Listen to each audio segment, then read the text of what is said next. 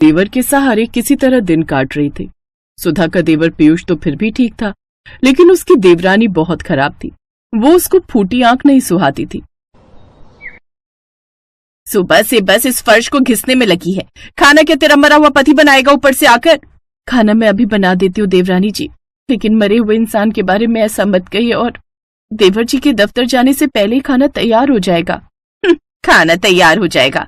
आप ना दिन पर दिन काम चोर होती जा रही हो। अब ऐसा नहीं चलेगा, समझी? चल अब जल्दी से जाकर खाना तैयार करो। बेचारी जेठानी खाना बनाने चली जाती है। उसकी देवरानी हर रोज का काम बस उसी से लेती थी। ऐसे ही समय बीता। सुधा सारा काम अपनी जेठानी और उसकी छोटी 8 साल की बच्ची से लेती थी। एक रोज सुधा लगातार काम करने के कारण काफी थक जाती है और उसकी तबीयत काफी खराब हो जाती है, जिससे उसे तेज बुखार हो जाता है। उस रोज वो अपने कमरे से बाहर नहीं आती। ये देख देवरानी गुस्से में आ जाती है। क्या है ये सब जेठानी जी? सुबह के 9 बज रहे हैं, अभी तक बिस्तर पर पड़ी हो। आज काम करने का इरादा नहीं है क्या? अंकिता, मेरी तबीयत काफी खराब लग, आज मुझसे काम नहीं हो पाएगा। ये सुनकर तो देवरानी गुस्से में आ जाती है। वाह जी वाह, ठूस ठूस कर खाने में तो तुम्हें कोई बीमारी नहीं होती, लेकिन ऐसे काम करने में तुम माँ बेटी को तकलीफ होती है। मेरे घर में मुफ्त की रोटियां तोड़ने को नहीं मिलेंगी, समझी? अपना बोरिया बिस्तर उठाओ और दोनों माँ बेटी यहाँ से चलती बनो। अंकिता उनके सामान की पोटली उठाकर फेंक देती है, साथ ही उन दोनों को घर से भी निकाल देती है। ऐसा मत करो देवरानी जी, मेरी बच्ची के बारे में तो सोचो। मैं उसे लेकर कहाँ जाऊंगी? वैसे भी मैं यहाँ जितना काम करती हूँ उतना कहीं और करूँ तो हमें 2 वक्त की रोटियां तो मिल ही जाएंगी। अच्छा, मुझ पर एहसान जताती है। मिल ही जाएंगी तो यहाँ क्या कर रही है? निकल यहाँ से और भीख मांग कर खा। सुधा अपनी बेटी के साथ घर छोड़कर चली गई। बुखार से तपती हुई वो लगातार अपनी बेटी के साथ पैदल चलती रहती है, लेकिन कुछ दूरी पर चलते चलते उसकी तबीयत और भी बिगड़ने लगती है और वो चक्कर खाकर गिर जाती है। पानी, पानी, माँ तुम यहीं रुको, मैं भागकर पानी लाती हूँ। प्रिया भागते हुए पास की नदी में जाती है और वहाँ पड़ी एक प्लास्टिक बोतल में पानी लेकर आती है, लेकिन जब वो वापस लौटती है तो सुधा वहाँ नहीं होती। माँ कहाँ चली गई तुम? माँ, मैं रह नहीं पाऊंगी तुम्हारे बिना। अब प्रिया जोर जोर से रोने लगती है। वो आस पड़ोस के लोगों से अपनी माँ के बारे में पूछती है। साहब क्या आपने मेरी माँ को देखा? मैं क्या तेरी माँ का नौकर लगाऊं जो उस पर नजर रखूं? चल भाग यहाँ से, धंधा करने दे। फिर प्रिया रोते हुए अपनी चाची के घर आ जाती है और उन्हें सारी बात बताती है। मुझे तो लगता है वो अपने यार के साथ भाग गई होगी। ऐसा क्यों बोलती है? क्या पता वजह कुछ और हो।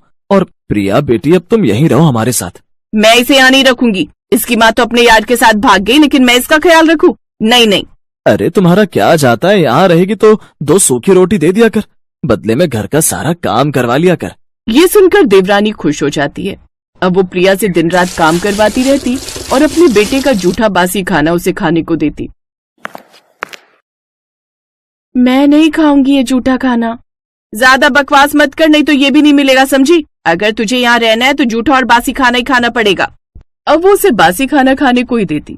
भूख से मजबूर उसे अब वो खाना ही खाना पड़ता है। एक रोज देवरानी का बेटा अंकुश अपनी माँ से जिद करता है। माँ, मुझे मैक्रोनी खानी है। मेरे स्कूल के थोड़ी दूर पर एक ठेला है, सुना है वहाँ की मैक्रोनी बहुत ही अच्छी होती है। पापा को बोलो हमें लेकर चले वहाँ। सुना है वहाँ बहुत लोगों की भीड़ आती है उसकी मैक्रोनी खाने। अच्छा, फिर तो मैं अभी तुम्हारे पापा को फोन करती हूँ कि वो शाम को जल्दी घर आ जाए और हमें वहाँ लेकर चले। अंकिता अपने पति को फोन कर देती है। मैक्रोनी खाने का तो मेरा भी बड़ा मन है। ठीक है, मैं शाम को जल्दी घर आऊंगा, तब चलेंगे उस ठेले पर। शाम को वो सभी उस ठेले पर जाने के लिए तैयार हो जाते हैं, लेकिन तभी प्रिया बोलती है। चाचा, मैं भी मैक्रोनी खाने जाऊंगी, मेरा भी बड़ा मन है। हाँ, जैसे तेरा बाप तो जायदाद छोड़कर गया है ना। क्यों गुस्सा करती हो अंकिता? चलने दो, इसे भी बच्ची है, इसका भी मन होगा। अब वो सभी उस ठेले पर मैक्रोनी खाने चले जाते हैं जहाँ काफी लंबी भीड़ लगी हुई थी। अरे बाप रे, इतनी लंबी लाइन लगी है यहाँ तो। ऐसे में तो रात तक नंबर आएगा। ऐसा करते हैं, आज कहीं और से कुछ खा लेते हैं, यहाँ हम फिर किसी दिन आएंगे। वो लोग वहाँ से जाने लगते हैं, तभी कुछ ग्राहक आपस में बात करते हुए।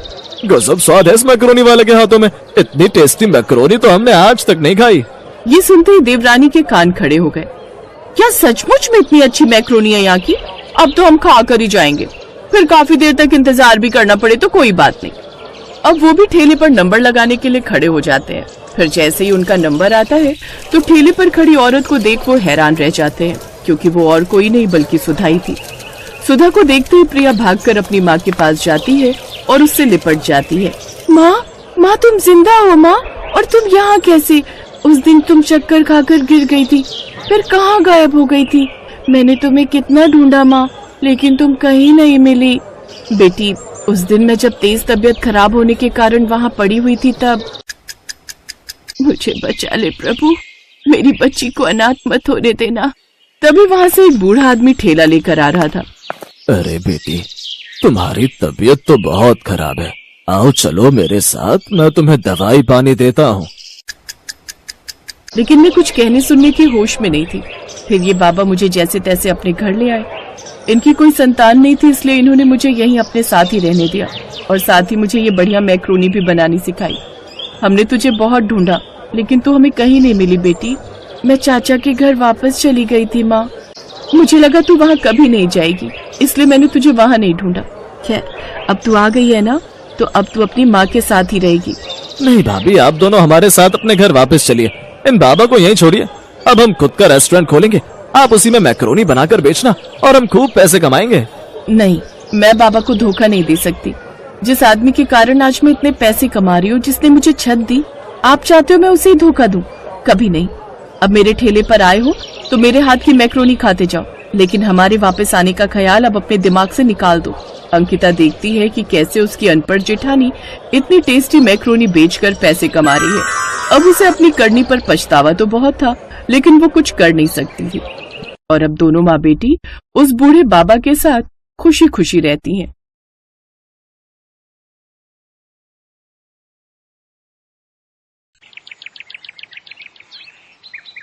अरे बहन जी, घर की बहू में तो साक्षात माँ अन्नपूर्णा का वास होता है।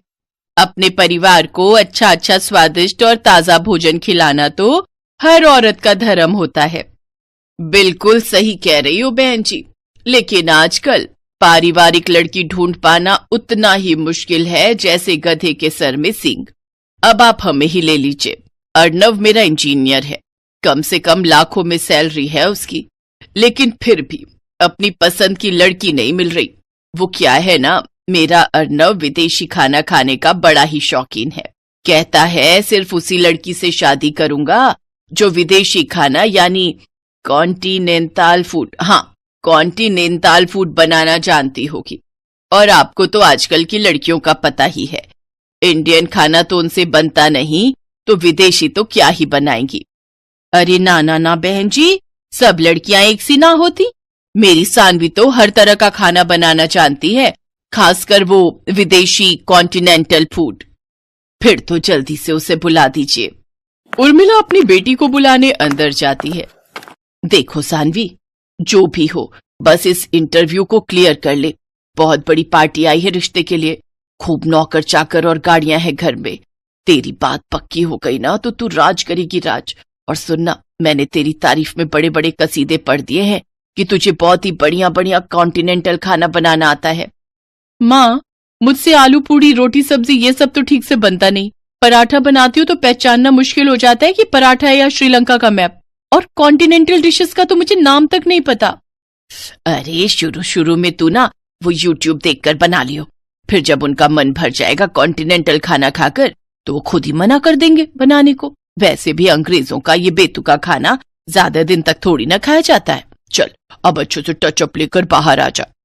तैयार होकर सानवी बाहर आ जाती है। फिर बातचीत में अर्णव की मम्मी और अर्णव को सानवी बहुत पसंद आती है। साथ ही जब वो ये पूछते हैं कि उसे कॉन्टिनेंटल खाना बनाना आता है तो इस पर सानवी कहती है, कॉन्टिनेंटल खाना जी, वो बनाना तो मेरे बाएं हाथ का खेल है।